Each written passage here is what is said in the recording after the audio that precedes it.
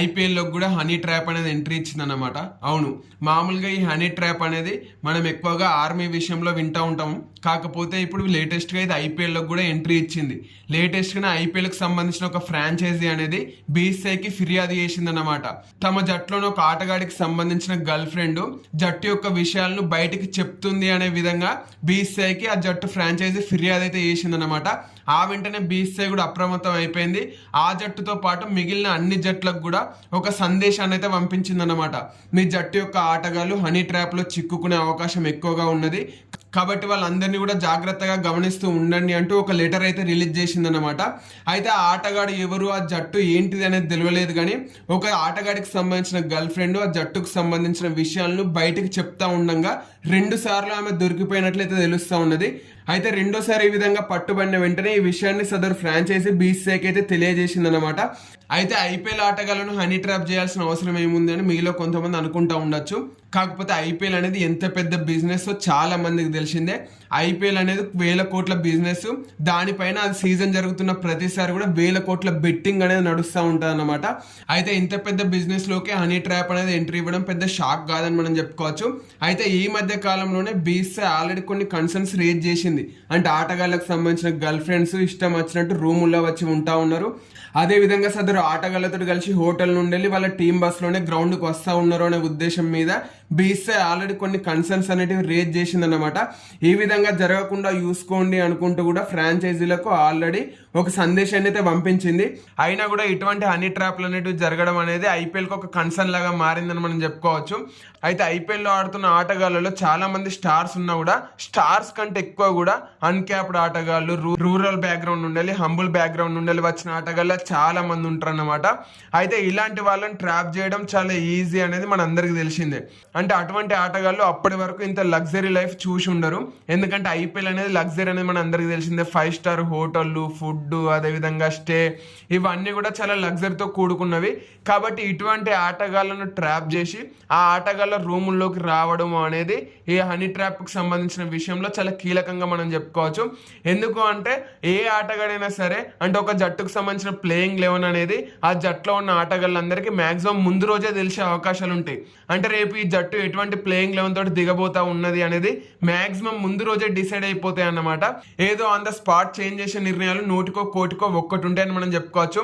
అంటే ఆటగాడికైనా ఎమర్జెన్సీ వస్తే, లేదు అనుకుంటే హెల్త్ ఇష్యూ వస్తే తప్పించి మాక్సిమం ముందు రోజే జట్టులో యొక్క ప్లేయింగ్ 11 అనేది ఫిక్స్ చేస్తారు. ఈ ప్లేయింగ్ 11 అనేది ఆ జట్టులో ఉన్న 25 మంది ఆటగాళ్ళకు కూడా ముందే తెలిసిపోతుంది. కాబట్టి ఇటువంటి విషయాలను హనీ ట్రాప్ ఉచ్చులో ఆటగాళ్ళు కనుక బయట పెడితే ఆ విషయాలు ఖచ్చితంగా బయటికి పొక్కుతాయి అన్నమాట. ఆ విధంగా పొక్కిన తర్వాత వాటిపైన బెట్టింగ్లు, ఆ బెట్టింగ్ల ద్వారా వచ్చే ఆదాయం గురించి మనం ఎవరు మాట్లాడుకోవాల్సిన అవసరం కూడా లేదు. అయితే సదరు ఫ్రాంచైజీ ఇటువంటి హనీ ట్రాప్ కి సంబంధించిన విషయం బీసీఐకి తెలియజేసిన వెంటనే లేటెస్ట్ గానే బీసీఐ ప్రస్తుత సీజన్ లోని ఆటగాళ్ల క్రమశిక్షణ, భద్రతా విషయంలో కఠిన నిర్ణయం అనేది తీసుకుందన్నమాట.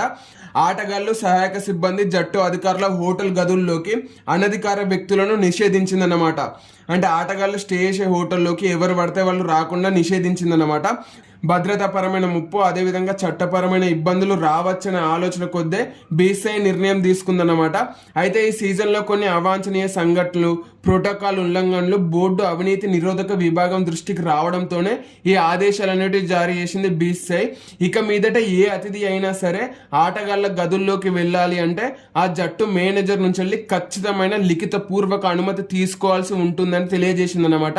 ఈ మేరకు 10 ఫ్రాంచైజీల సీఈఓలకు కూడా బీసీఐ కార్యదర్శి దేవశిష్ సైకిల్ లేఖలు అనేటివి రాసిందన్నమాట. అంటే ఐపీఎల్ గౌరవానికి, ఫ్రాంచైజీల ప్రతిష్టకు భంగం కలిగించే ఉల్లంఘనలను ఇక మీదటి నుండి సహించేది లేదు అనుకుంటూ సైకియా స్పష్టమైతే చేసిందన్నమాట. అయితే ఈ మధ్య కాలంలోనే మనం ఒక విషయం గురించి మాట్లాడుకున్నాం. ఆటగాళ్ల గర్ల్ ఫ్రెండ్స్ వాళ్ళతో పాటు వచ్చి హోటల్ గదుల్లో ఉంటున్నారు అనేది. అయితే ఆటగాళ్లకు సంబంధించిన గర్ల్ ఫ్రెండ్లలో చాలా మంది ఇన్ఫ్లుయెన్సర్లు ఉంటా ఉన్నారు. అదే విధంగా ఇన్ఫ్లుయెన్సర్లలో చాలా మంది కూడా గతంలో బెట్టింగ్ యాప్లను ప్రమోట్ చేసిర్రు.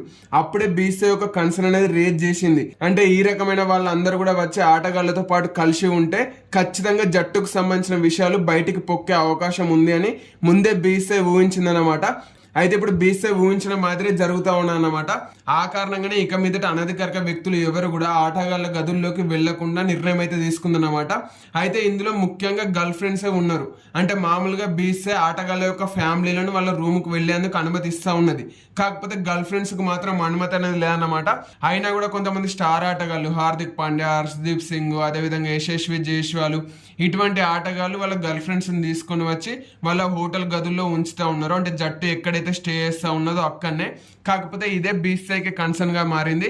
అయితే ఇప్పుడు ఈ హనీ ట్రాప్ అనేది బయటకు వచ్చిన తర్వాత ఇక మీదట బీసీఐ గర్ల్ ఫ్రెండ్స్ విషయంలో చాలా కఠినమైన నిర్ణయాలు తీసుకుంటుంది అనడంలో ఎటువంటి సందేహాలు లేవు. అయితే ఈ సీజన్ ఆల్రెడీ ఇప్పుడు ఎండింగ్ మూమెంట్ కు వచ్చేసింది. కాబట్టి ఐపీఎల్ 2027 సీజన్ నుండి కూడా ఖచ్చితంగా ఈ విషయంలో బీసీఐ కఠిన నిర్ణయాలు తీసుకోబోతా ఉన్నట్లు తెలుస్తా ఉన్నదన్నమాట.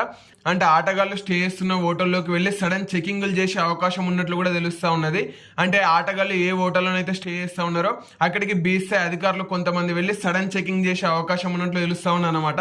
ఈ రకంగా చెకింగ్లు చేసే సమయంలో ఎవరైనా అనధికారిక వ్యక్తులు వితౌట్ పర్మిషన్ కనుక ఆటగాళ్ల గదుల్లో ఉంటే ఆ ఆటగాళ్ల పైన చర్యలు తీసుకునే అవకాశం ఎక్కువ ఉన్నట్లు తెలుస్తా ఉన్నది. అయితే మరి ఈ విషయంలో మీరేమనుకుంటా ఉన్నారు? బీసీఐ ఫాలో అవుతున్న కఠిన నిర్ణయాలు సరైనవి అనుకుంటున్నారా, లేదు అనుకుంటే హనీ ట్రాప్ అనేది అంతా ఫేక్ అనుకుంటున్నారా? ఈ విషయంలో మీ ఒపీనియన్ ఏందనేది కామెంట్ చేసి నాకు చెప్పండి.